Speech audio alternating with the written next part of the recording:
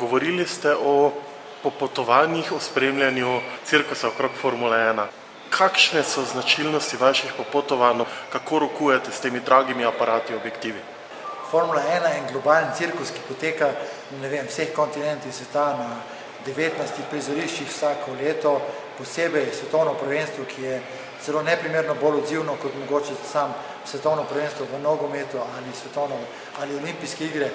Jaz imam takšno obvezo, da se vedno trudim biti na začetku sezone v Avstraliji, Maleziji, Kitajskem, potem proti koncu sezone se trudim biti prisoten na najpomembnejših dirkah, kot so Japonska, Abu Dhabi in Brazilija letos. Kajti edino na tak način si na vseh teh ključnih dogodkih, kjer se ustvarja na en način zgodovina in na tist način pač neki navadni fantje, ki postanejo vozniki Formule 1, postajajo neki univerzalni heroji sodobnega časa, postajajo prvaki. Predstavljajte si, Sebastian Vettel pred 3-4 leti je bil majhen fantej, ki je komaj malo pogledal v svet Formule 1. Danes je dvakrat svetovni prvak.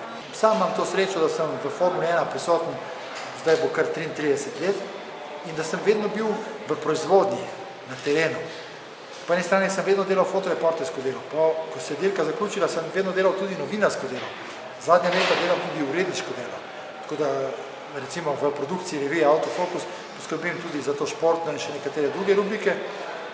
Tako da potovanja so tista, ki nam odprejo horizonte, tista, ki nam dajo direktni stik z našo, bi rekel, ciljno skupino, se pravi z vsemi temi dirkači in po drugi strani z ljubitelji, ki jih spremljajo. In potovanja seveda, ko potuješ z veliko fotografske opreme, pa so seveda vedno izziv, kajti treba je paziti na svojo opremo, treba je paziti na varnost, treba je paziti, da nekako se gibljamo v mejah normale, v mejah varnosti, po drugi strani pa tudi dostikrat veliko tvegamo.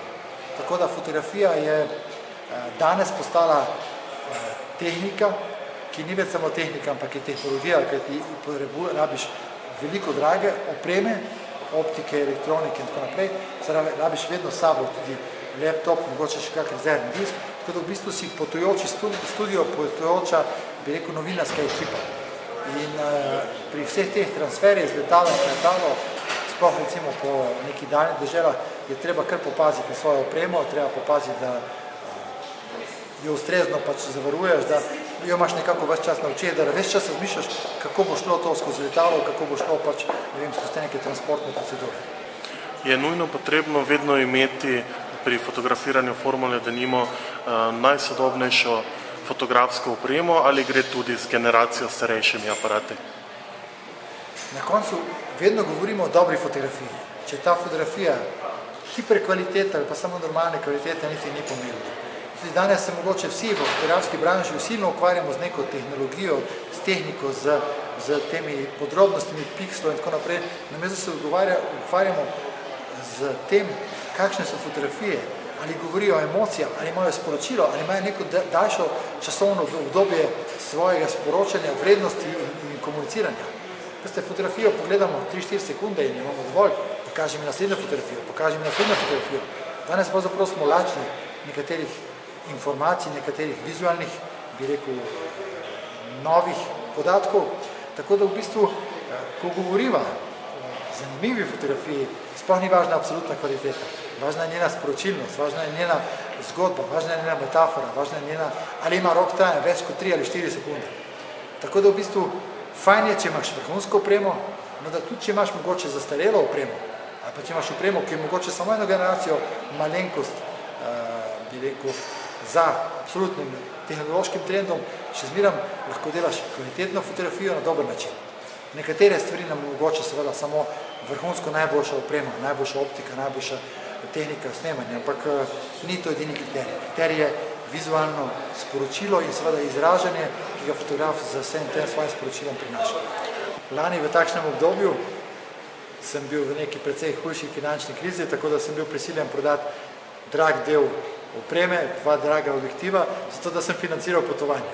In sem potem snemal z neprimerno slabšim aparatom, z neprimerno cenejšim aparatom, mogoče dejansko za celo 2 generacije starejšim, pa vendarle to me ni omejevalo, da ne bi pri tem porabil vso svojo kreativno energijo, vse svojo vizualno spretnost in vso svojo reportersko srčnost.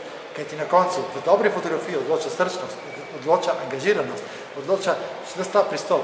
Ali je aparat mogoče Mark 4, Mark 3 ali celo samo Mark 2 je popolnoma nepomembno. Pomembno je, če imaš neko absolutno tržišče, ki zahteva prvoklasno kvaliteto. Vendar, če imaš takšno kvaliteto, potem nimaš finančnih težav. Tako da v bistvu včasih je treba razmišljati o ravnoteženju. Kadar imaš finančne težave, moraš prebroditi težave tudi mogoče z nekoliko cenejšo opremo in kako hitro se izkupiš iz te finančnih težav, pač normalno investiraš v neko boljšo opremo in seveda normalno tudi v tem primerno potem imaš tudi nekoliko boljšo kakovost. Vendar samo kakovost slikanja, podajanja fotografije, ne pa tudi kakovost izražanja, kadriranja, lovljenja trenutkov. To je neka univerzalna stvar, ki ni pomembna, ki ni odločilna.